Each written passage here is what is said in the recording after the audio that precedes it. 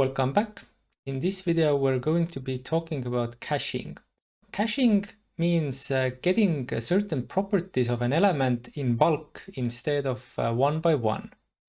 So why is this important?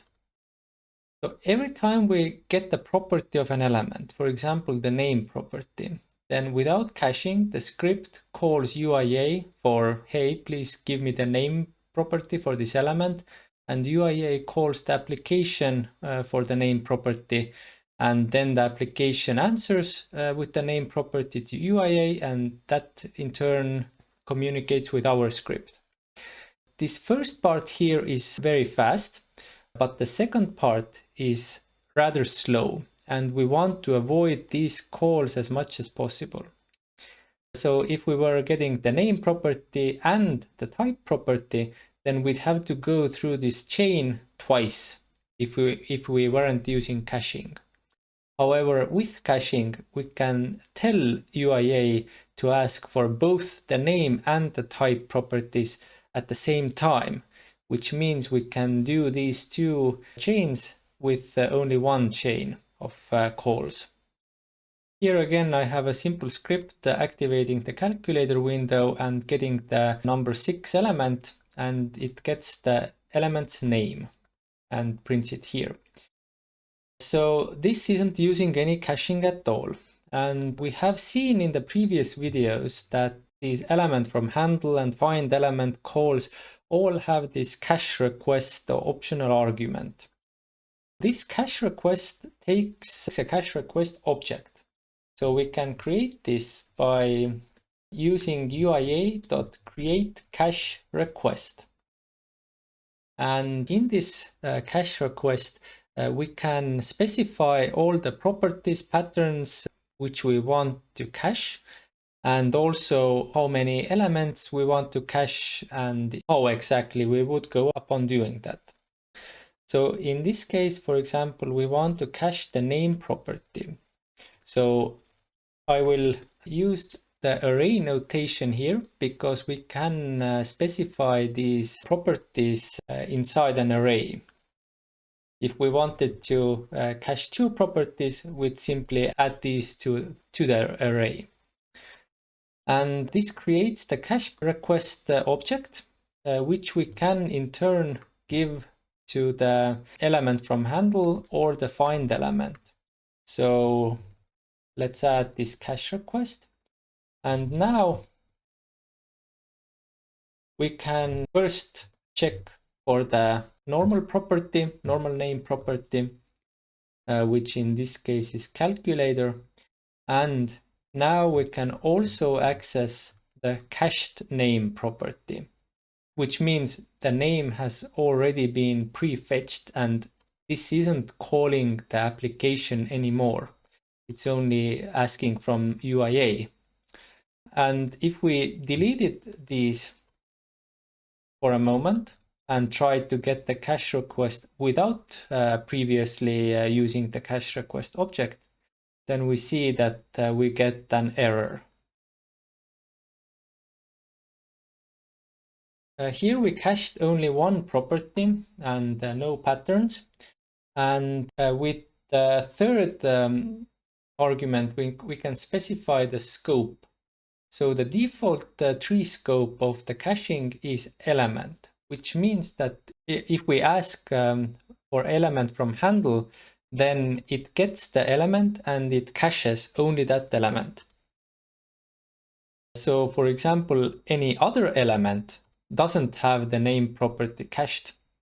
So I can show it quickly here that the number 6 live element has the live name, but no cached name because we haven't specified the scope of, for example, descendants.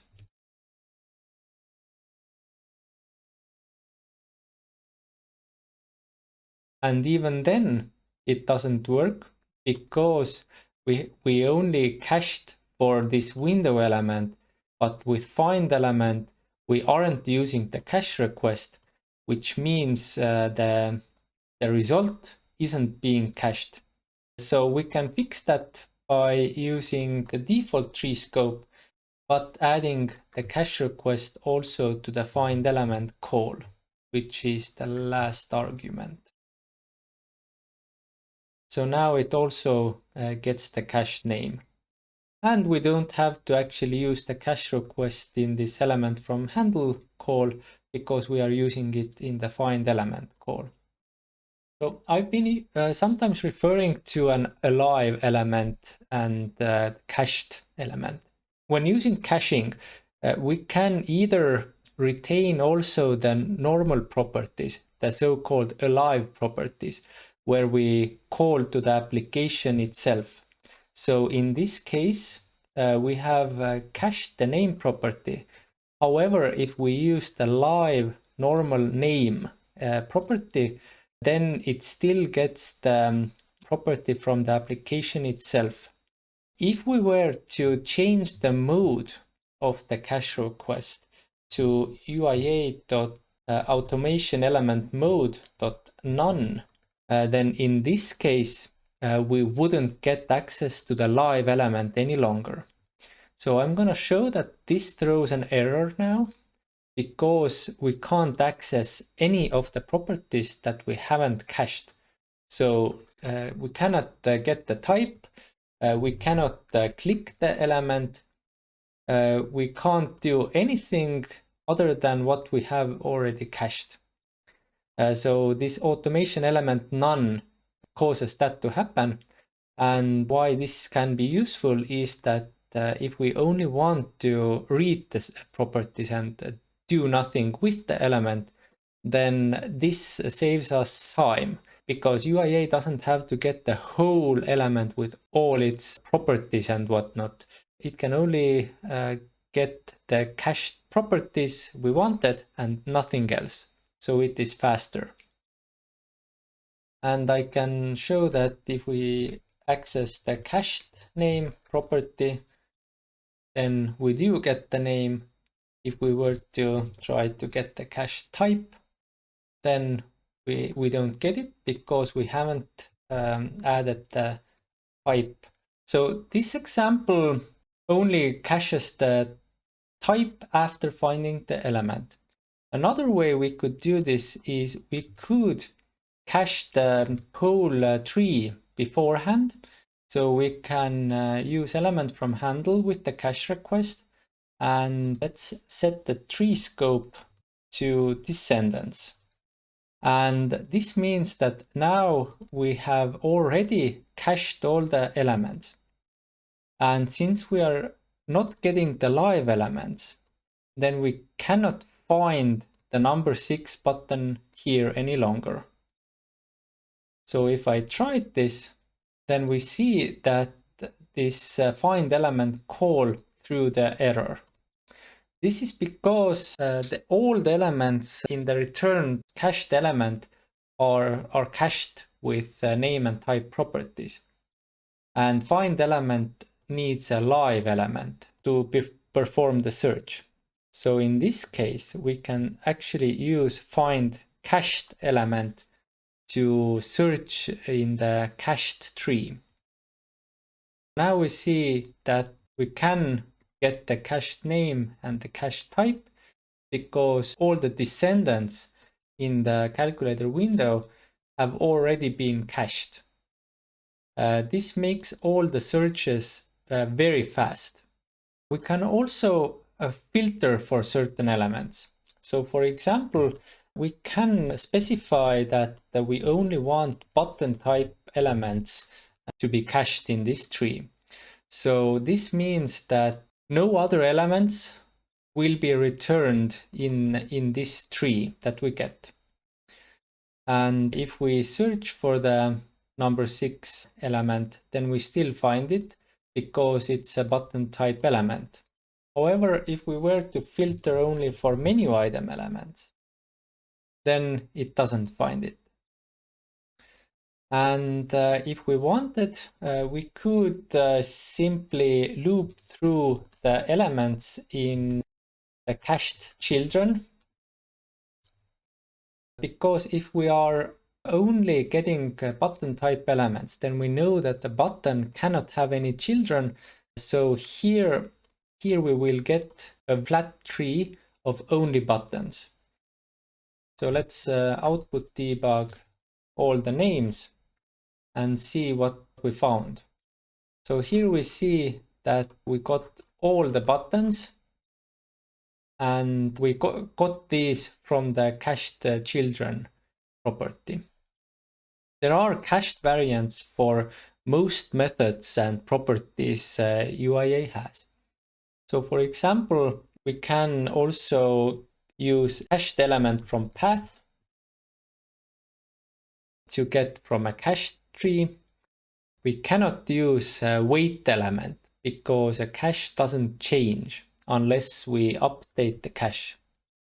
There is an example in the examples folder of this. So caching notepad.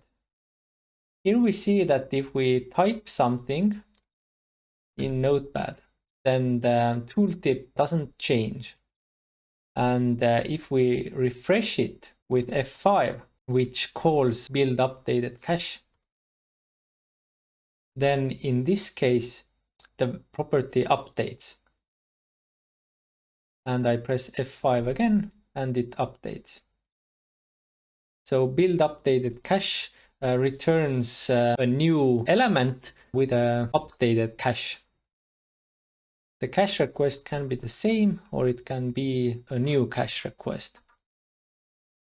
Finally, I'm going to show a small example of how caching can actually be useful.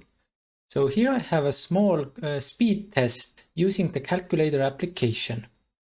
Test 1 gets the calculator window element and finds all the button type elements, gets their names and gets their types.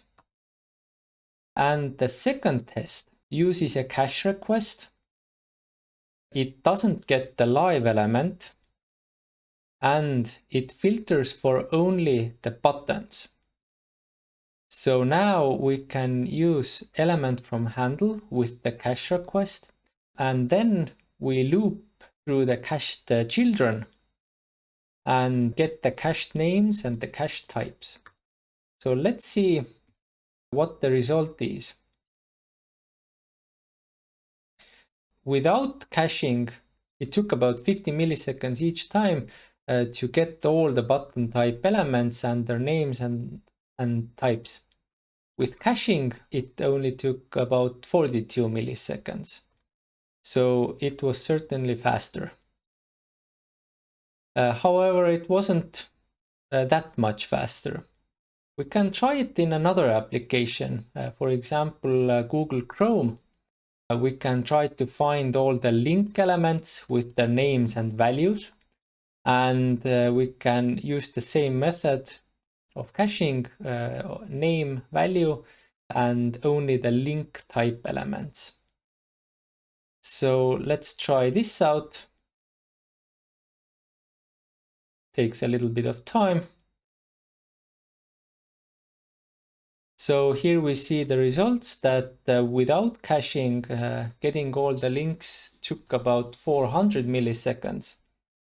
However, with caching, it was almost twice as fast. So it took 235 milliseconds. So here we have a clear speed improvement with caching.